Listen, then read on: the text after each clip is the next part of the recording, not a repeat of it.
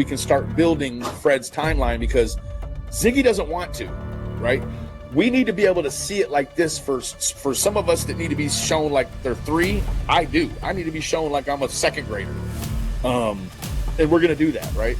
Like it or not, love it or hate it, that's what's going to happen. Damn, killer. It's so good. Describe what you witnessed on the 15th. Like, go back to the 15th and I mean, the whole day, or? Yeah, the whole day. Yeah, the whole day. Just start with everything you remember from that day. Yeah. Starting when you woke up and everything that happened that day. Well, when I got up that morning and stuff, I left and had went to get cigarettes and stuff. And when I went out of the hollow, I seen Dawn and the boys coming out from their driveway and stuff. It was around 8 something that morning. When you come to the stop sign at Ben Hill, if you look down the road, which the first place you see is Simpson Loop, straight across from the shed of Dawn and Candace's on Beach Creek. There was a white HHR set there for a couple days before someone went missing, and it was there that morning when I went out to get cigarettes as well. I went to Kingsport and got cigarettes and then come back, and it was still there when I come back in.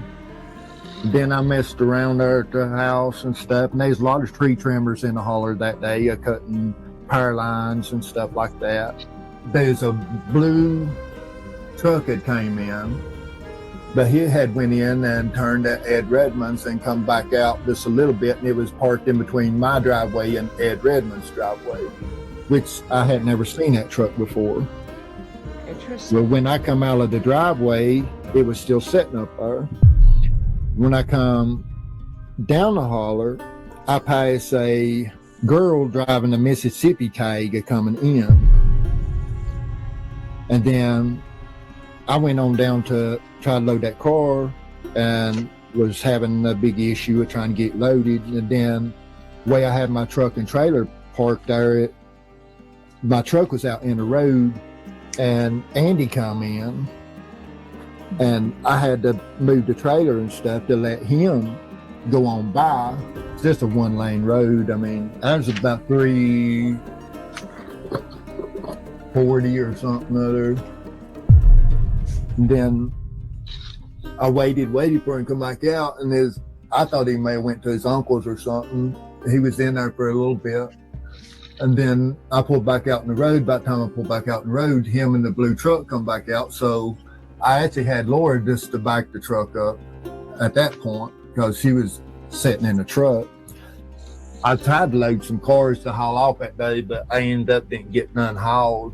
See, I left out and was going to Kingsport, and there's a motorcycle was broke down on the side of the road before you get to the end of Beach Creek on the left. It was broke down at Bill Shipley's brother's house at his driveway. Tim was actually trying to help that boy when I pulled in. Tim and his wife was. When Fred stopped and helped that person that was broken down on the motorcycle, there was a gold Lexus there with with that person.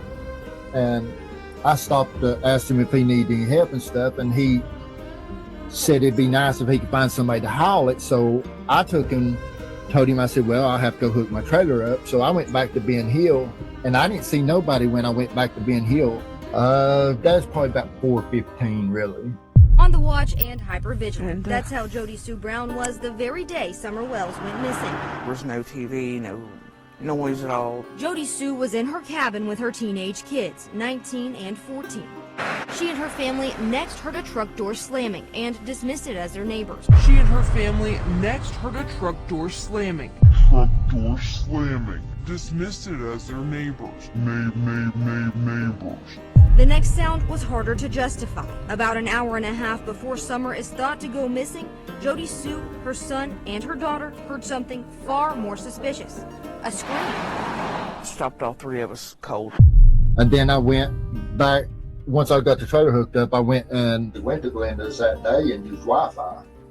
And nobody was home at Glenda's before I picked up that bike. Linda Head is Cotton Simpson's ex-wife and also Pete Clark's longtime girlfriend / ex-wife. She also is the stepmother of the guy that was showing JLR around in that video.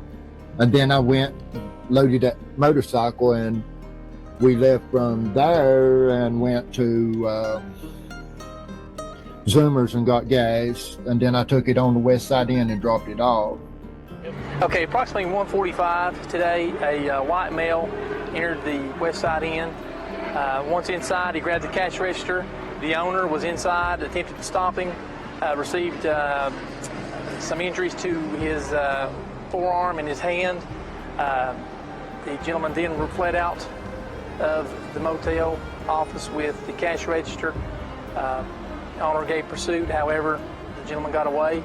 He described as a white male, approximately 6 foot, 170 pounds maybe, slender build, wearing a Tennessee Titan football jersey, number 90, blue jeans, white tennis shoes, and some type of ball cap. From what we can tell on the video, he just come in, immediately goes around the counter, grabs the cash register. That's when the owner gets up from the back desk, confronts him, tries to stop him. They get in a brief struggle. The gentleman runs out with the cash register. Fled on foot as of right now down behind the motel toward Sevier Terrace. So we're trying to do some canine tracks at this time. As far as I know, I believe he was transported to Holtz Valley. Yeah. We just know there's a laceration. The owner said he had something in his hand. He's not really sure himself. There are a couple of witnesses. A gentleman who was stopped here at the red light apparently seen the gentleman come running out with the cash register. He pulled in, attempted to chase him on foot. There was a couple of persons who were renting rooms here that attempted to try to chase the gentleman. However, at this time, he's gotten away. So, but he is the owner. It is, I think it's Chandra Solansky. He's the owner. The West Side Inn. West Side Inn. The West Side Inn. The West Side Inn. The West Side Inn. The shooting happened at a motel in Kingsport early today. The Tennessee Bureau of Investigation said the suspect shot by Kingsport police has now died. That suspect was identified as 54-year-old Lisa Short. Police said it happened just before 5:30 this morning. They said a man staying at the West Side Inn on Weststone Drive called police, claiming a woman with a gun was banging on his door. Once officers arrived, they said they commanded Short to drop the weapon, and when she didn't, an officer shot her. No police officers were hurt. Officers involved now are on paid administrative leave. I was able to talk with neighbors a little earlier today who say something like this isn't uncommon in the area. A lot of excess traffic. I mean, we all know what it is, and the law does the best they can, but I don't see much way to stop it. John Green has lived in the neighborhood behind West Side Inn for over a decade. Green likes to sit on the porch and says it's quiet, except when there's something going on next door, like the officer-involved shooting Thursday morning. I didn't see it till probably 8:30. I seen the cars and stuff sitting over there. Green says over the years he's put up a fence to keep out intruders. His neighbor Charles Maxwell says he's put in security cameras. Bunch of drugs, homeless people. You know, they're wander our streets up and down day and night. They come in the yard and stole stuff, tried to break into our vehicles. Maxwell says just the night before he heard what he thought was gunfire from his home, which isn't uncommon. My thing to city leaders is just go in and clean up the situation and hopefully put something in that will better our community, you know, because this actually is an eyesore. Maxwell says there used to be a bar near the motel. Since it's closed, it's helped the problem a little bit, but the motel is still standing. Me, myself, my opinion, it needs to be torn down. We know it's a problem. My name is Travis Eaton. This song is called West Side. I wrote it, it's mine, and it's about West Side Inn here in Kingsport, a motel here in Kingsport, Tennessee.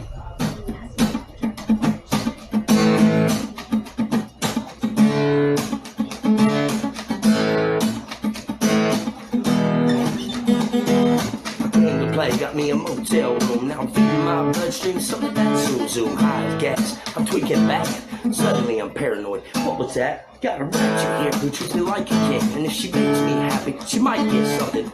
Every wish is her command. You can bet your sweet ass I'm making demands. Yeah, we're chilling out here at the West Side Inn. Bring your cares and troubles and we'll get fine, my friend.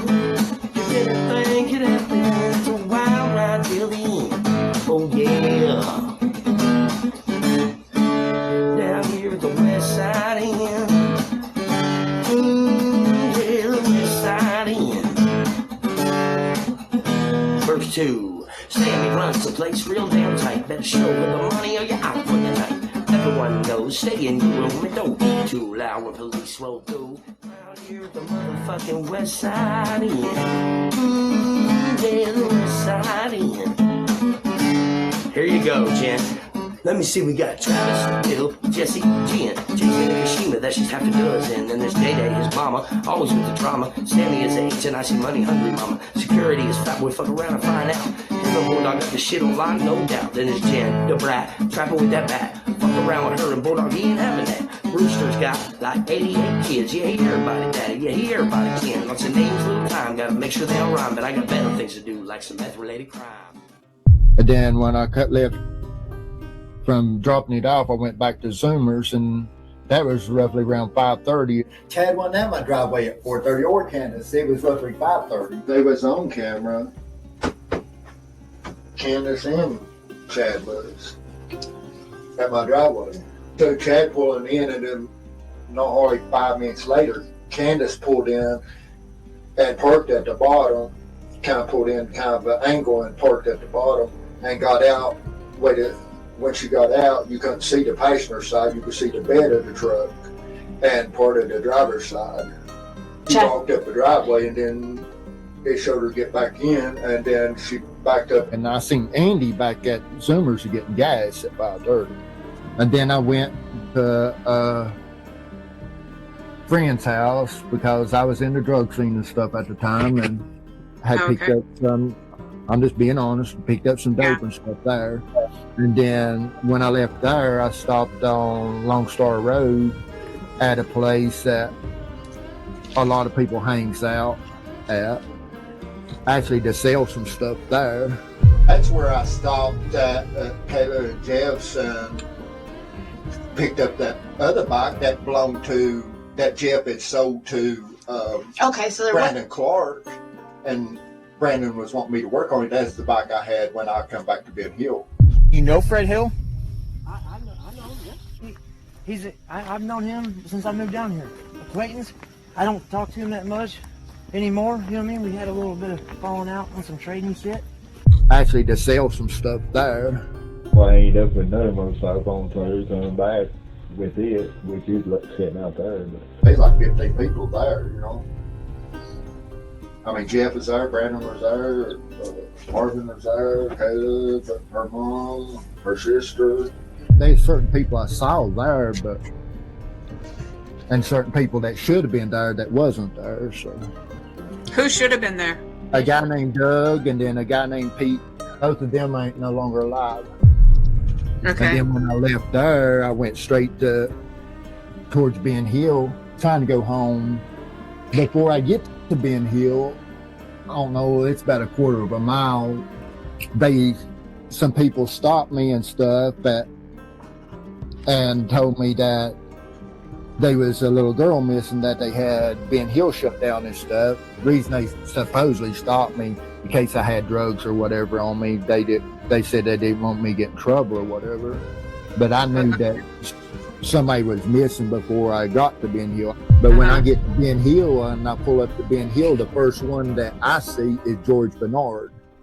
When I pulled up to it and I rolled my window down and just sitting there, and he walks over to me and said that he thought it was my child that had went missing.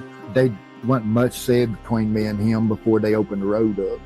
Yeah, they wouldn't let nobody go in a vehicle unless you lived on that road. They let me in pretty quick. I was actually just going to leave the truck and my trailer sitting along the side of the road right there before you get to Don and them's driveway. There's kind of a little field down through there, and I'd actually pulled over right there and was just going to leave a truck sitting there, keep from bothering them, just walk on in. And they're like, no, we done got people moving the vehicle so you can get in. They already had the dogs and all that there at that time. They done had 2 dogs there searching when I pulled on to Ben Hill. I just went home. Don come to my house almost immediately that evening after I got home and stuff. And I don't know why they even allowed him to leave his premises. You had thought they had kept him there. But he'd come to my house talking around and stuff. It was still light out when that happened, when Don come up there. After Don had left, the law enforcement came immediately, and we was talking and stuff. And then they was real. They wanted me wire, or it wasn't a wire. It was a digital recorder, and tried to record some people and stuff that was hanging around. And they wanted me just to go and hang around down there wherever people was gathered up talking to see what could be got on recording. That's when I was recording Jody and Andy and Jody's daughter some, and the only thing Damien said, asked Jody where she wanted the camera put up. That's the only words I got out of him. I don't even know where this or why this whole Fred didn't haul a motorcycle, why that's even a thing, or what would be the point of lying about something like that. I don't get half the shit that they come up with. Fred ain't lying about hauling a motorcycle on the 15th. Okay? There are some things Fred's not lying on. Some of us have receipts to back up Fred. We also sort of know where Fred places inside of Summer's investigation. You see, some things like certain motorcycles, police and law enforcement actually know about, because Fred came in front of them with. See how it works? So I understand what some shit's going on right now. And even Andy has come in here and told y'all that, yeah, Fred was hauling a motorcycle. We all know what Fred is, okay? Fred's a piece of shit. He's a liar, he's a dumbass, he's half crazy, he's whatever. I don't know. He's Fred. He's criminal, he's dangerous, all the things apply. Okay? But there are some things Fred is not lying about. Some of us have receipts on that. We can back Fred up. Prove him right. I'll go through all the receipts that back Fred up on certain things out there. That way, you know, the internet's all confused again. It takes only 4 years to beat her and Fred now. The internet's all confused again. It takes only 4 years to beat her and Fred now. Swear to God, I'll do it. Leave me the fuck alone. She probably does have pictures of Fred towing a motorcycle, because that would definitely be on certain trail cams, because when he pulled in that evening, when the cops were there, he had a trailer and motorcycle on his trailer at that point. I meant to reach out to somebody today and see if they would respond to me about the 15th, about that one boy that I hauled a motorcycle for. Yeah. See if they still had cameras at the bottom of their driveway and stuff. Because I know they did at one point. Yeah, I know it's confusing, guys. It's purposely done like that to, well, you know, just like the two, now we have two Bradley Hayes, like, surrounding the case. Like, what the Fred, have you ever heard of a man named Wayne? Mm-hmm. You have? Yep. It's been turned into TBI. There's two big Waynes? Two different Waynes. Oh, is there? I'm thinking that we turned that one into TBI, that's dangerous. But then Wayne more off. I was told that Randy, when the tree service people told me that Randy, I don't think they meant Randy Hill. I know, but there was a Randy that they told me about, because I know I saw somebody saying that. When I talked to the tree trimmers, Fred Hill, who, you know, Wild Bill could be, he mentioned, I think, Bill Shipley. I think that's where, Bill Shipley or Bill Witten. I think they both go by Wild Bill. Randy Paul video, like, it's Randy Paul, it's not Andy Paul. So I know it sounds like Andy Paul and stuff, but we're not confusing him as far as Andy Paul, like the one that lived on Don's property. Those are two different people. That's two different people. we realize there's a Cody Scott Compton and a Cody Lee Compton. There's two. What do investigators call it when a lead points to a name with multiple real individuals, effectively splitting or obscuring the identity of the person referenced?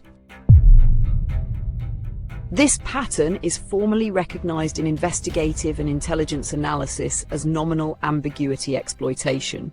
It occurs when a lead is based on a name that is not uniquely identifiable, meaning the same name corresponds to multiple real individuals. This creates built-in confusion, delays verification, and weakens accountability because investigators must first resolve identity before they can evaluate behavior. When this happens repeatedly, analysts view it as more than coincidence. Consistent use of names that resolve into duplicates is often classified as homonym-based misdirection. The information given is technically accurate but operationally ineffective.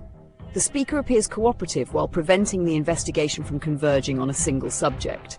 In deception analysis, this falls under truth-adjacent obfuscation. Nothing stated is false, but key identifying details are withheld in a structured way. The system accepts the information, yet cannot act on it decisively. A related concept is identity shadowing, where a real, traceable person absorbs investigative attention while the intended subject remains obscured. Time and resources are spent clearing the wrong individual, and the source retains plausible deniability by pointing to an existing name. From a forensic interviewing standpoint, this is also a form of semantic evasion. The witness answers the literal wording of a question, providing a name, without supplying a uniquely identifiable person. When this pattern appears as a recurring feature rather than a one-off, it is treated as a deliberate evasive structure. The lead is valid on paper but unusable in practice, not because information is hidden, but because it is split across multiple plausible identities.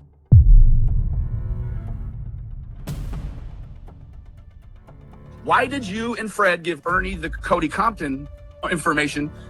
What does that have to do with any of it? What are you talking? What are you talking about? Cody Compton lives right there around the 3500. You aren't. What are you talking about? There's a Cody Compton. Well, why not give Ernie intimate details about Paul Hill?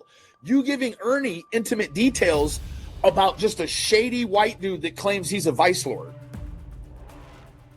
Why not give him anything to do with what's actually happening? You sent him off on a goose chase, right? And with that, it was very strange because with the Cody Compton stuff, we realized there's a Cody Scott Compton and a Cody Lee Compton.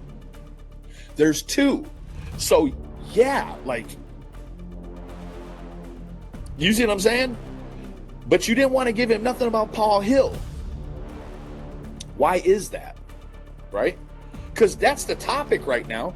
What Ziggy wanted Ernie to do and what Fred wanted Ernie to do is run off and talk about shady characters that live there, right? Granted, okay, cool, whatever. But that's taking a back seat to the Paul Hill stuff. Let's comb through this Paul Hill stuff, and then once we extinguish that, we can move on down the road, because I'm pretty sure, I'm not definitive, I'm pretty sure there's a bunch of other losers that live down that road that are equally as loserish as Cody Compton, right? I mean, you said that Paul Hill and Fred Hill, they don't get along because Fred allegedly stole some weed from him, which is you snitching on Paul, you putting Paul's business in the street, right? Hoo-ah. Now, what I'm going to do, and I need the community's help. This is Jody Sue's and Andy's communications, and it's a timeline of movements, right? And we can only do the movements by what was on the, what was on the screenshots of the text. This is going to be the left-hand side. The right-hand side is going to be everything Fred says has happened, right? And this is going to be a very comprehensive job. And we can start building Fred's timeline because Ziggy doesn't want to, right? We need to be able to see it like this for some of us that need to be shown like they're 3. I do. I need to be shown like I'm a second grader. And we're going to do that, right? Like it or not, love it or hate it, that's what's going to happen, okay? If not for those pesky meddling kids. Back to what I do. Catfish, Billy, baby, hello, how are you? Yo, Power 9, rappers like a power line, fell into a swimming pool. I think I got the whole crew. Ooh, let me know what y'all wanna do. I bought a 30-pack of Creek water, baby boo. Not a 99, not a 99.99, not mine, I got 100 proof. They're gonna be sorry they were ever born. Who? All of them. Let's go. Yeah, make it look easy. Hey, stand up guy, boom, 10 toes. Big body pull up in a Range Rover. I can change the whole game when I say so. I pull up, shut it down, yeah, they know. Running this game ain't a thing for me. I never switched up, no change in me. The only thing changing this season, you go against me, then you know that you tweaking, okay? Cause baby, I'm him, I be on 10. Two-stepping in the party, I do not dance. Watch how I move, make it look easy. Counting up wins, that's part of the plan. Blackmail, taking up my haters a CC. That can't fail, I'm not the reason we repeat. I'm knee deep, need a dub, best that you seek me. I'm too sick, yeah, I know I make it look easy. Yeah, tell them don't try to play me. Yeah, I'm drippy on the dirty. They can never count me out, they can never count me out, I know. They can never count me out, they can never count me out, I know. I make it look easy, make it look easy. I know I make it look easy, make it look easy. I know I make it look easy, too smooth, I make it look easy. I know we make it look easy, make it look. There's a formula to it. A very simple formula. Everybody's a suspect. Break down my walls, but I will rise again. 'Cause I stand tall in my environment. How could I ever close my eyes and stay silent since they try to take me down with their violence?